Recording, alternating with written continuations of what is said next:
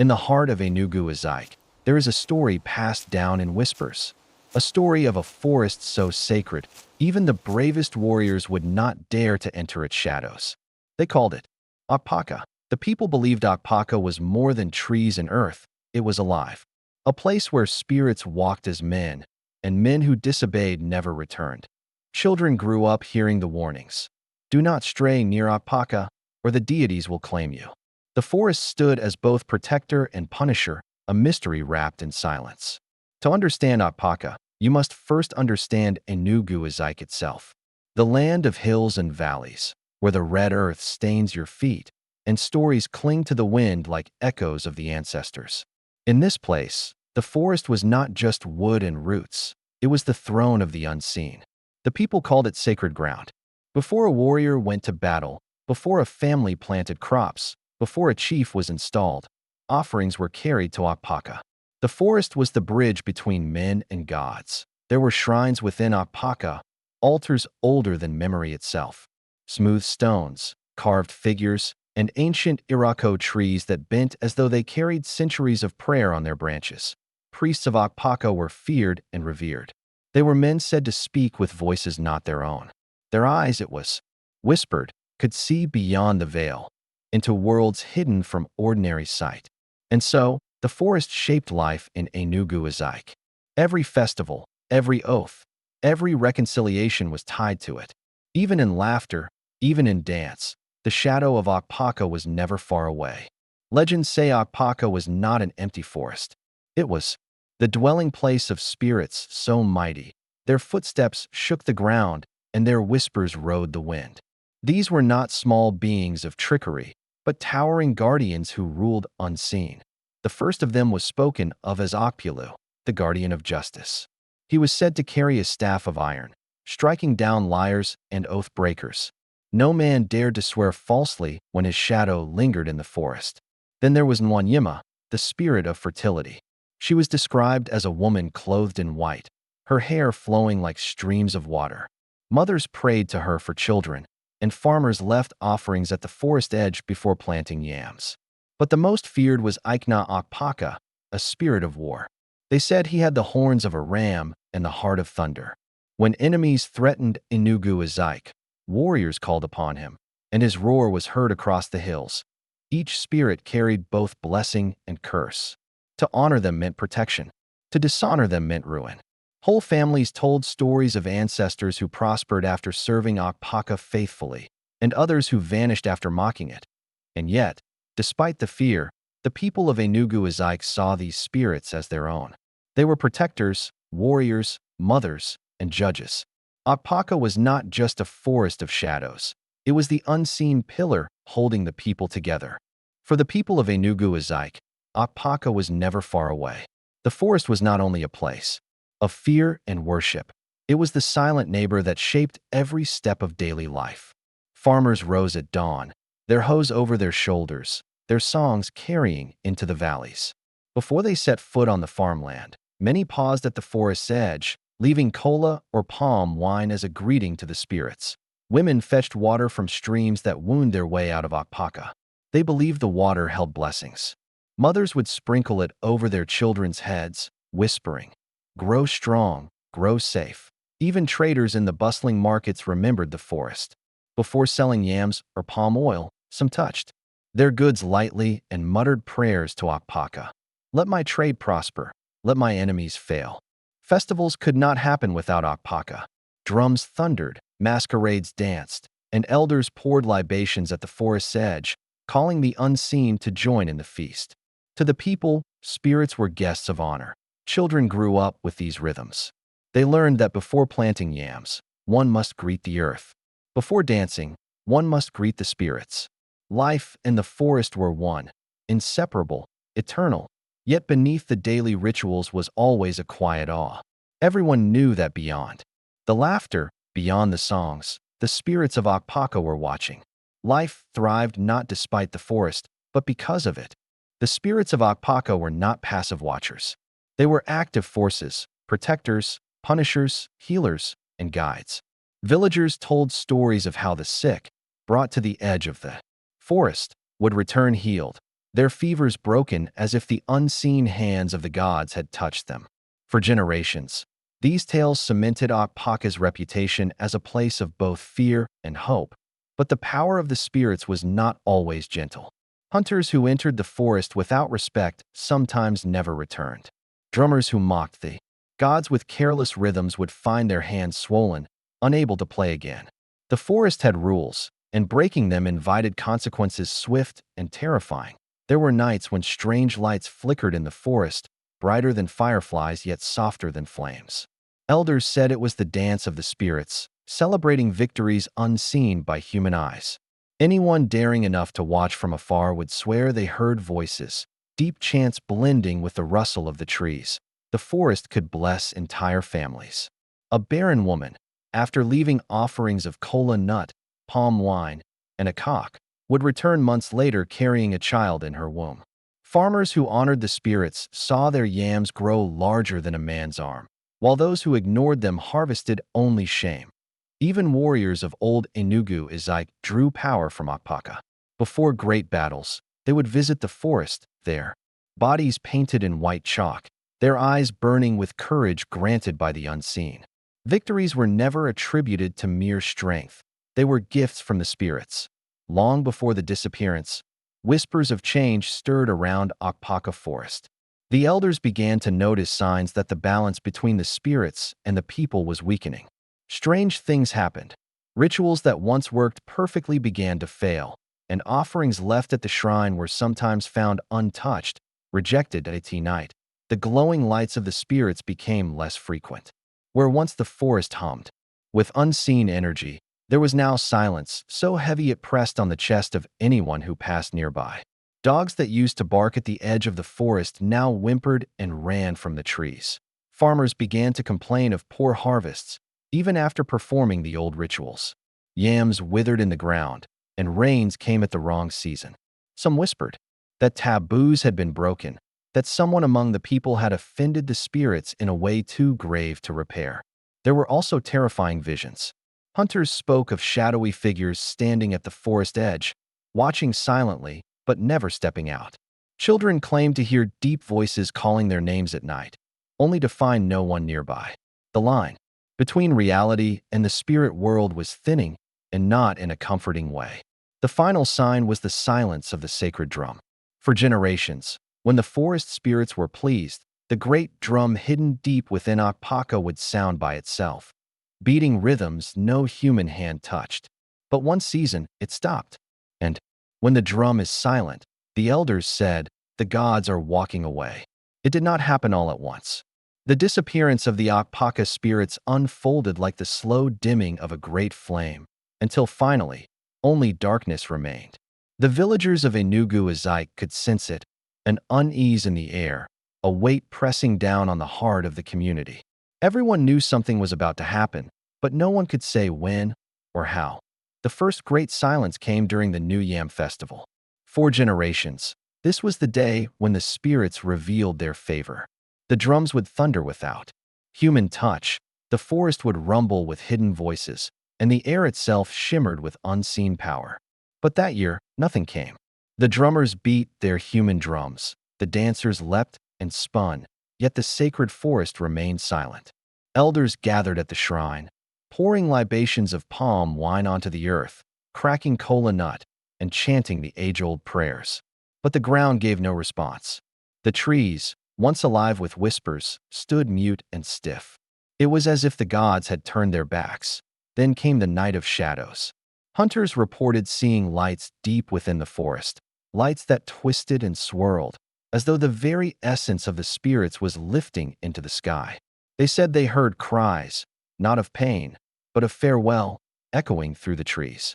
The hunters ran back to the village trembling, unable to speak for hours. Days later, women fetching firewood found strange markings on the trees, long gashes carved deep, glowing faintly in the moonlight. To the elders, this was clear. The spirits were leaving signs, not for comfort, but for memory, as if to say, we were here, and now we go. The final moment came without warning.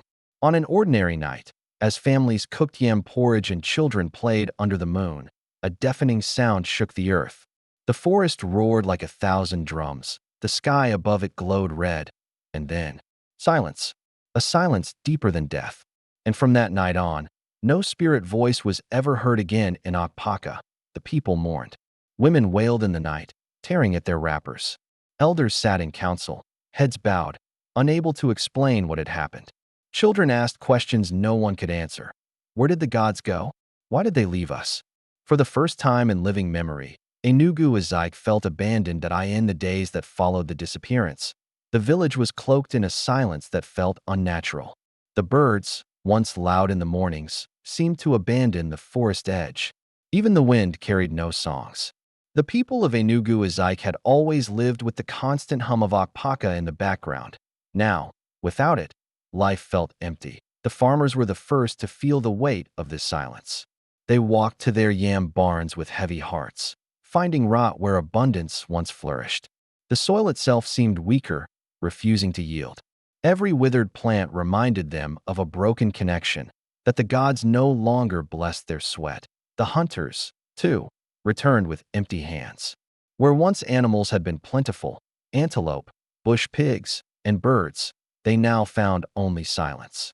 Some swore that when they walked deeper into the bush, they felt eyes watching, but no prey revealed itself. It was as though the forest itself had closed its gates that night. The silence was unbearable. No drumming from the unseen spirits, no chants carried by the wind. Families huddled closer together, for even the bravest men feared the dark. Mothers told their children not to wander outside, not because of danger, but because of the emptiness, the kind that could swallow the soul. The elders tried to comfort the people, saying perhaps the gods were only testing them. They told stories of patience, of waiting for a sign. But as moons passed and no answer came, the elders themselves began to lose faith. Their once commanding voices trembled when they spoke. The sacred authority of tradition was crumbling. Children grew up without knowing the sounds their parents once heard. They listened to stories of drums that beat themselves, of lights that danced in the forest, and could only imagine. To them, Akpaka became less a living presence, and more a tale, a fading legend carried in whispers. And so, Akpaka became a place people no longer visited. Once the heartbeat of Enugu Ezike, it now stood as a hushed monument to what had been lost. The villagers avoided its shadow, not out of fear, but out of sorrow. For to look at the forest was to remember the gods who had turned away. For generations, the people of Enugu Ezike whispered among themselves, why did the mighty spirits of Akpaka vanish? Some believed it was not a disappearance at all, but a silent retreat, an intentional withdrawal from a people who had strayed too far from tradition. The forest once thundered with their unseen presence, but when respect waned, the spirits withdrew like elders offended at a feast. Others tied the mystery to the arrival of foreign faiths. Christian missionaries came with their crosses and hymns, declaring the forest demon's dwelling and urging villagers to abandon their shrines. To some, the spirits left not because they were weak, but because the people stopped listening. Yet another story blames broken taboos. For centuries, strict rules governed Akpaka. No tree could be felled, no bush meat hunted within its borders, no careless words spoken in its shadow. But when hunger or greed drove men to break these laws, strange accidents followed. Men lost in the forest, hunters never returning. Could the spirits have abandoned the land because the sacred trust was shattered? Some point to colonialism itself. When British administrators mapped the land and taxed the people, they mocked the invisible guardians of Akpaka. The pounding footsteps of foreign boots and the echo of gunfire replaced the chants and drums that once called the spirits. Did the intrusion of empire drive away forces too proud to share their home? And then there are those who believe the spirits never left at all. They say the forest simply learned to hide, invisible to the careless eye, but alive to the heart that still honors tradition. Perhaps the deities of Akpaka chose silence, not absence, as a weapon against forgetfulness. Even today, when elders gather, their voices rise in debate. Some insist it was Christianity, others swear it was taboo breaking, while a few whisper that the spirits wait, patient and unseen. But in every theory, one truth binds them together. Akpaka did not die. It was the people who changed, The elders say the spirits of Akpaka did not simply vanish into thin air. There were moments, strange, fleeting, terrifying, when a few villagers swore they glimpsed them one last time. Each account is wrapped in mystery, half whispered by the fire at night, as if speaking their names too boldly might invite their return point. One of the most haunting stories came from a palm wine tapper named Ibekwe. He claimed that, while climbing his raffia palm one dawn, he saw a glowing figure walk silently across the forest edge. The being's body shimmered like burning coal, yet its feet made no sound on the dew-soaked earth. Another tale speaks of hunters who returned pale and trembling, their voices breaking as they described hearing drums deep in the forest. They swore the sound was not human, rhythms too perfect, too commanding, echoing from trees where no man dared to tread. When they fled, a cold wind followed them, carrying the faint smell of incense. Perhaps the most chilling account came from a young woman fetching firewood. She said she saw a tall spirit covered in white chalk, standing between two iroko trees. Its eyes, she claimed, were not like human eyes at all. They glowed red, burning into her memory long after she fled. Not all last sightings were terrifying. Some elders remembered seeing kind spirits who once blessed their harvests, appearing like tall figures in flowing garments, vanishing with the morning mist. To them, these appearances were farewells, gentle goodbyes before eternal silence. But there were darker whispers still. A few insisted that those who saw the spirits too clearly never lived long after. They would fall sick, waste away, and die, as though the human body was never meant to bear the full weight of the divine. To this day, the last sightings of Akpaka's spirits remain a source of heated debate. Were they true encounters, or the imagination of fearful villagers haunted by centuries of belief? Whatever the truth, those who heard the stories never forgot them, and many still glance toward Akpaka Forest with caution, as if expecting to see a glowing figure between the trees. When the spirits of Akpaka vanished, it was not just the silence of the forest that remained, it was the silence inside the people. For generations, the forest had been a pillar, a place of assurance, proof that the unseen walked among them. Without it, many felt stripped of their identity, like a child suddenly orphaned. Festivals that once pulsed with the heartbeat of drums grew weaker. The masquerades, once believed to be the walking forms of the forest spirits, lost their mystery. They became performance rather than communion, entertainment rather than divine presence. Elders lamented that children no longer feared the sacred boundaries. The forest that once commanded awe became a place of firewood and hunting, its sacred silence broken. Without the spirits, respect dissolved, and with it, a fragment of the people's dignity. But the greatest loss was not the rituals, it was the sense of connection. For centuries, the people of Enugu Ezike had lived with the certainty that they were never alone, that unseen guardians walked beside them. When that certainty faded, so too did the confidence of a people once proud of their place in the universe. Some say the loss of Akpaka's spirits made the community vulnerable to outside forces. Colonial rule found less resistance, and foreign religions filled the emptiness left behind. Where once the spirits were a shield, now the people turned to strangers for protection. And yet, in the quiet of night, some elders still shed tears. Not for the spirits alone, but for the world that was lost with them. The songs, the secrets, the sacred trust between man and forest. To them, the true tragedy was not that the spirits left, but that the people forgot how to call them back. The disappearance of Akpaka's spirits was not just the end of a legend, it was the beginning of a wound. A wound that still aches today, as Igbo people search for balance between the old ways and the new. Perhaps this is the greatest cultural loss, not knowing whether the past is truly gone, or waiting for those brave enough to reclaim it. Even now, generations after the silence of Akpaka Forest began, the question lingers in every Enugu Ezike household. Did the spirits truly leave, or are they simply waiting? For many, the forest is still not just a patch of green. It is a breathing presence, a shadow that follows the land. Some elders whisper that the deities have not vanished at all. They believe the spirits are hiding, watching, biding their time until the people of Enugu Ezike once again honor the covenants broken long ago. In their voices, you can still hear the tremor of fear and respect. Others insist that the forest has gone hollow. They say Akpaka is nothing but trees and silence now, and what the people hear are only echoes of memory. Yet even these skeptics refuse to cut its oldest trees or farm too close. For even in doubt, there is reverence. Then there are the dreamers, the ones who claim the spirits visit them in the night. They speak of strange visions, tall beings cloaked in mist, ancient masquerades that no longer walk the earth, voices whispering proverbs in forgotten tongues. Could these be remnants of Akpaka's power? Some point to the land itself as proof. Enugu Ezike still carries marks of mystery. Sudden whirlwinds rising from nowhere, strange echoes in the forest, and animals that appear and vanish without trace. The people say, Akpaka still speaks, if you know how to listen. But the younger generation wonders if these are only tales meant to bind them to the past.